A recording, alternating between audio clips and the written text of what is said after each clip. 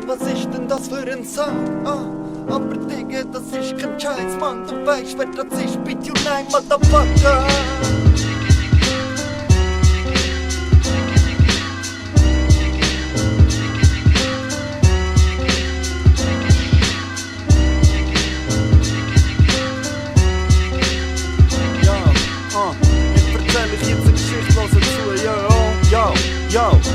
Es ist Sonntagabend, schau jetzt rennt heim mit Kopfhörer auf den Ohren und denkt so, jetzt mach ich noch ein bisschen am Morgen. Während er unterbewusst Lyrics dazu spittet, hat er da auch nicht gemerkt, wie sie draussen an die Türen hochgingen. Sie Schlossmoment aufbrechen, in die Wohnung reinsteppen wie ein Gangster. Jetzt wenn's anfangen losgeht auf die realen Rapper. Sack übers Sicht, ein Schlag übers Gesicht, das was bricht. Noch paar Tritt das Gefühl im Arm, dann noch Geschichte von einem Bastard, der kickt grad noch ein letztes Mal rein, wo schon am Boden liegt. Es ist jedem rundum gleich.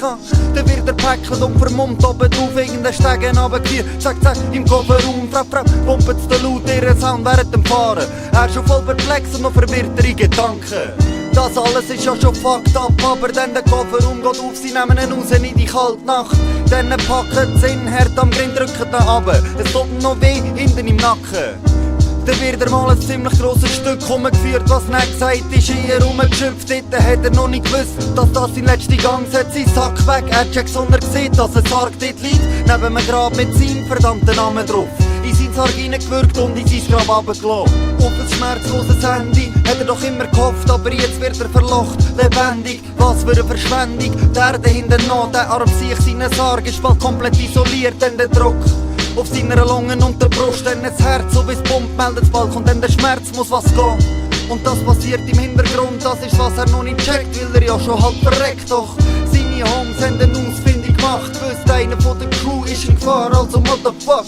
Durch ein Loch in Untergrund kommen sie unter den Punkt und ab dort graben sitzen, während er langsam abnippelt rauf. Er kommt nur am Schnaufen, nur am Warten, er mag nicht mehr dagegen kämpfen, wartet drauf, dass er abschaltet, aber dann der Moment, der grad wacht, dem von unten tätscht der Schaufel an sein Haar.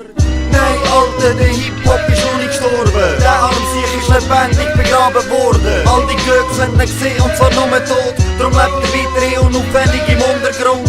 Aber nein, Mann, der Hip-Hop ist noch nicht gestorben. Der Arm sich ist lebendig begraben worden. Die Bitches werden nicht gesehen und zwar nur tot. Darum lebt er weiter unauffällig im Untergrund. Unauffällig schaut er noch was so geht. Seine Kapuze hat er da beim Blick am Boden auf der Straße. Yo, die ganze Gefahr ist im 2. Das einzige was er will, ist doch nur sich entspannen, sich aus dem Business halten. Doch es ist ein Kampf gegen ein paar Clowns aus den Szenen. Und die Kraft geben wir ihm, indem wir Sound rausbringen. Ey Wiggen, ich represente den Herd und wilde Style. Luzern, Hinterland, Z12 für Beat You 9. Hardcore, ich bring es dir roher als im Schlachthof der Metzger. Beat You 9 ein Rapper mit Connections, das Herz die ganze Freude wie auch der Schmerz, doch das ist nicht nur bei uns, es sind genauso seine Gefühle drum. Tüftelt an dem Rapper-Shit, solange ihr ihn rausgebt und dazu beitragen, dass der echte Pop kann weiterleben, denn so ist's mit ihm. Er wird am Leben behalten durch eine Quelle, die nachhaltig ist, denn Quellen, die sind wir. Nein, Alter, der Hip-Hop ist noch nicht gestorben. Der Arm sich ist lebendig begraben worden. All die Glücks werden nicht gesehen und zwar nur tot. Darum lebt er weiter unauffällig im Untergrund.